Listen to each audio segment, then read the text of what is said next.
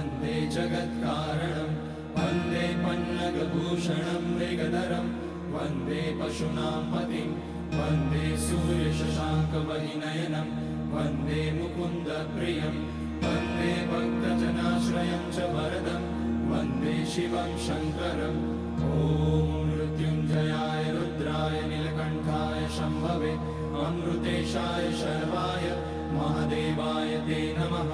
नमस्तेस्तु भगवन् विश्वेश्वराय महादेवाय त्र्यम्बकाय त्रिपुरान्तकाय त्रिकाग्निकालाय कालाग्निरुद्राय नीलकण्ठाय मृत्युञ्जयाय सर्वेश्वराय सदाशिवाय श्रीमान् महादेवाय नमः।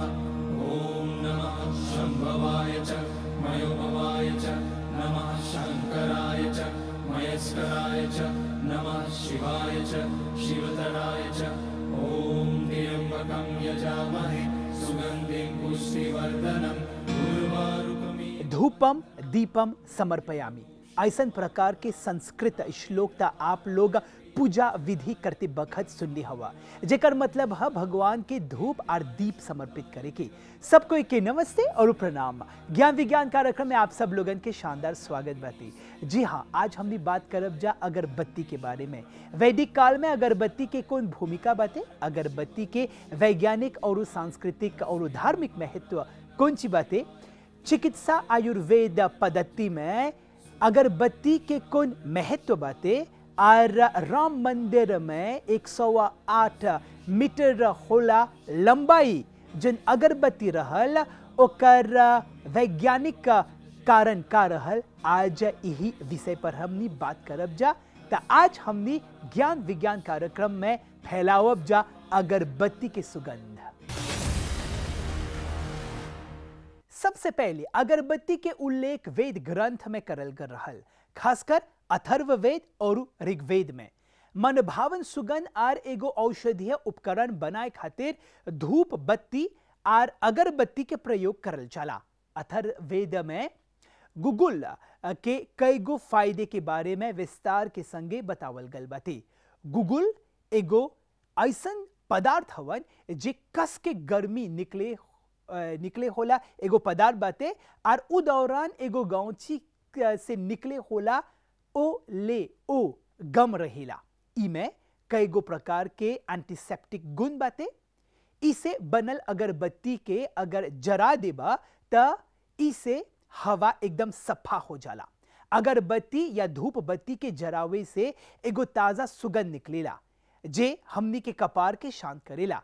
एकर संगे संगे मन में एगो शांति मिलेला। अगरबत्ती से एकाग्रता माने कंसंट्रेशन बढ़ावे में मदद मिलेला। चाहो और पॉजिटिविटी माने सकारात्मकता भी निमन से फैल जाला, काहे कि अगरबत्ती हवन के सामग्री से बनेला, और जैसे कि गौ माता के गोबर, फूल और एकर संगे संगे कपूर, घी बाती और दीप। भारतवर्ष के ऋषि मुनि हजारन बरिस अगाड़ी हुए से वैदिक काल में धार्मिक अनुष्ठान, ध्यान, आध्यात्मिक साधना, योग और तंदुरुस्ती खातिर प्राकृतिक और सुगंधित करे होला वन औषधि यज्ञ आहुति बनावत हलन जा। एकर संगे संगे आसपास के वातावरण के पवित्र और शुद्ध करे में हाथ से बनल अगरबत्ती के प्रयोग करत हलन जा। चंदन, अगरू, डमरा, बेलव फल, तुलसी, नारियल और नवग्रह समिधा जैसन की आक, पलाश, खदीर, शमी, उपामार्ग, अश्वत्थ, गुलर, दर्भ, दुर्वा ऐसन कई गो पवित्र वनस्पति के प्रयोग करत हलन जा, जे वैदिक काल में हवन करे बखत इस सब सामग्री के प्रयोग होवत हरल। एकर संगे संगे गौवा के घी, दूध, दधी, गोबर, गौझरण इस सब के निमन से मिला के इमे गुगुल, कर्पूर, मधु और शर्करा जैसे द्रव्य के मिला के एकरा जरावे से शुद्ध प्राणवायु माने प्योर ऑक्सीजन मिलेला। साथ ही पर्यावरण में जहरीले पदार्थ या फिर कीटाणु के नाश होवेला। वैदिक काल में ऋषि मुनिगण वैज्ञानिक नियन रहलन जा। उ लोग इस सब जड़ी बूटी और प्राकृतिक द्रव्य के प्रयोग करके अगरबत्ती बनावत हलन जा। अगरबत्ती या धूप बत्ती के जरावे के पूजा विधि के एगो अहम हिस्सा मानल जाला। धार्मिक परंपरा और ध्यान माने मेडिटेशन के बखत में अगरबत्ती जरावे के परंपरा बाती। ई पुरनका परंपरा के वैज्ञानिक कारण भी रोचक बाते, जेकर मतलब ई है कि एगो कमरा में ई न खाली सुगंध फैलावे के काम करेला, बकिर ओकर से जस्ती प्रभावशाली रहिला। लगभग हर घरे में शुभ कार्य पर अगरबत्ती के प्रयोग करल जाला। अगरबत्ती बनाए खातिर कई गो सुगंधित औषधीय पदार्थ के प्रयोग करल जाला। लोबान और गुगुल जैसन पदार्थ के विशेष रूप से इस्तेमाल होवेला। लोबान के बॉसवेलिया के गांची से निकलेला। ऐसे प्रकार के अगरबत्ती ऐसे खुशबू तब मिलेला, बकिर इस सुगंध में TRPV फ्री प्रोटीन में पैदा करेला। RE से त्वचा के सक्रिय करके हमनी के इंद्रिय के आराम देवेला। तनाव से भरपूर हमनी के ई भागादौड़ी जीवन में एगो आराम और ठहराव मिलेला।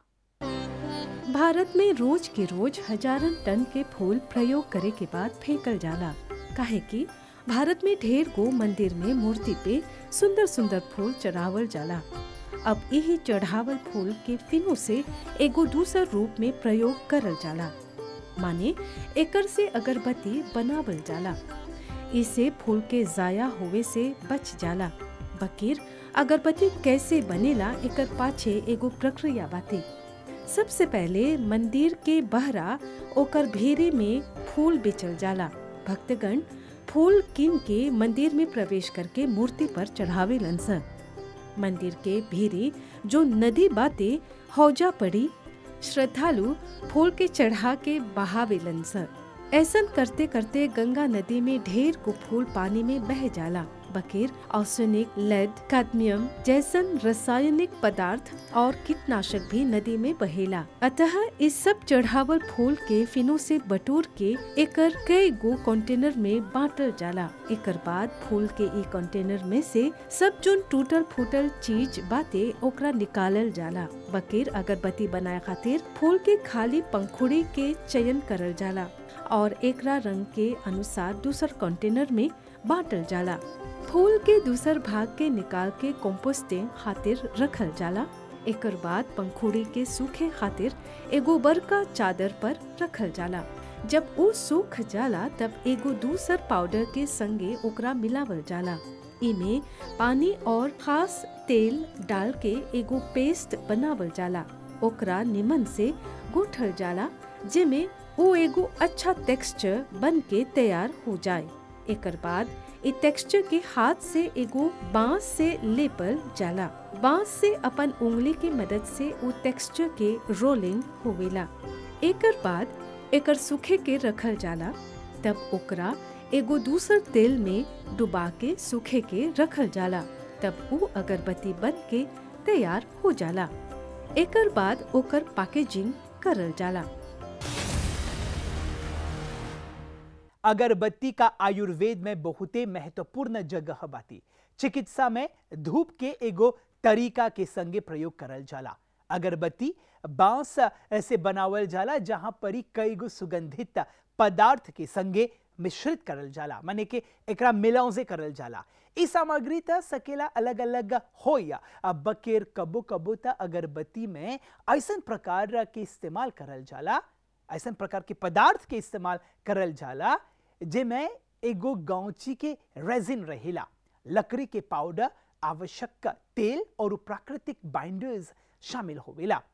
ई सब खास तत्व के मिला के निमन से ओकरा मेलांजे करके ऐसा प्रकार की सुगंध मिलेला। जब अगरबत्ती के जरावल जाला त ई प्रकाश बांस के कोर के प्रज्वलित करेला और लेप के गत्ते गत्ते जरावे लगेला। जैसे जैसे कोटिंग जरेला, आसपास के हवा में धुआं और खुशबू छोड़ते जाला। भारत के अयोध्या शहर में 22 जनवरी के राम मंदिर के प्राण प्रतिष्ठा बहुत ही हर्षोल्लास के संगे करल गल रहल। हौजा परी 108 फीट लंबा और 3.5 फीट चौड़ा अगरबत्ती के जरावल गल रहल। ई अगरबत्तीवा भारत के गुजरात राज्य में बनावल गल रहल। गुजरात के खासकर वडोदरा के रहे होला एगो काम करवा जेकर नाम हवन विहाभाई करशन। उ है अगरबत्तीवा के बनैले रहलन। एकरा बनावे में 8 महीना लग गल रहल। 45 दिन ले ई अगरबत्ती राम मंदिर में जरावल गल रहल। 15 से 20 किलोमीटर के परिधि क्षेत्र के ई अगरबत्ती अपन खुशबू के बिखेरलन। ई लंबा अगरबत्ती बनावे में गाय के घी और हवन के सामग्री के प्रयोग करल गल रहल। एकर वजन 3428 किलोग्राम रहल और एकर कुल लागत रहल 5 लाख भारतीय रुपया। राम मंदिर के प्राण प्रतिष्ठा और उद्घाटन समारोह के दौरान एगो लंबा अगरबत्ती गुजरात से लावल गल रहल। एकर लंबाई 108 फुट के रहल। इतना लंबा अगरबत्ती के तैयार करे में लगभग 6 महीना लग गल रहल और गुजरात राज्य के वडोदरा शहर में एकरा बनावल गल रहल। प्रभु श्री राम के प्राण प्रतिष्ठा के अवसर पे संपूर्ण भारत देश से कुछ न कुछ विदा करल गल रहल और गुजरात से 108 लंबा होला अगरबत्ती के अयोध्या नगरी में विदा करल गल रहल। राम मंदिर के रामलला मूर्ति के सुगंधित करे खातिर ये लंबा अगरबत्ती के अयोध्या धाम में भेजल गल रहल। ये अगरबत्ती 5 तत्व से बनावल गल बा। 3.5 फुट चौड़ा और 108 फुट लंबा बाते। सकब जा बोले कि 108 फुट लंबा होला अगरबत्ती 108 कुंड यज्ञ के प्रतीक हवन। काहे कि यज्ञ करे बखत जितना जोन यज्ञ सामग्री के प्रयोग करल जाला वो सब सामग्री ई लंबा अगरबत्ती में इस्तेमाल करल गल बा। ई लंबा अगरबत्ती बनावे बखत ये भी अनुमान लगावल गल कि ये लगभग 1.5 महीना से जली। ये अगरबत्ती में 191 किलो के देसी घी के प्रयोग करल गल। एकर संगे संगे 374 किलो के नारियल के छिलका, 374 किलो के गुग्गल वस्तु, 374 किलो के फूल और पंखुड़ी और 425 किलो के हवन सामग्री के प्रयोग करल गल बाते। साथ ही 1475 किलो गाय के गोबर के भी प्रयोग करल गल बा। इस सब के मिला के कुल वजन 3500 किलो के हो गल रहल। जितना जोन वस्तु के इस्तेमाल करल गल रहल वो सब प्राकृतिक रहल। ये अगरबत्ती के कुल लागत 5.5 लाख भारतीय रुपया के बतावल गल रहल। मॉरिशस में भी ढेर जना धार्मिक अनुष्ठान और रोज के संध्या करे बखत अगरबत्ती जरावेलन जा।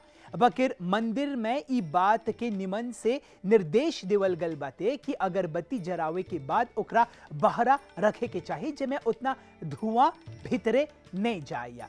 ई बात के अपन कपार में निमन से ढसा दिया जा कि ऐसन अगरबत्ती भी आज बिकेला जेमे केमिकल प्रोडक्ट्स बाते, इसे बचे के चाहिए। ता आज अगरबत्ती से जुड़ल ढेर चीज जाने के मौका मिलल बाते। एकड़े संगे हमने के ज्ञान विज्ञान कार्यक्रम यहाँ पर समाप्त हुआ था। बकेर आवत बुध के एगो दूसर ज्ञानवर्धक विषय लेके आवब जा।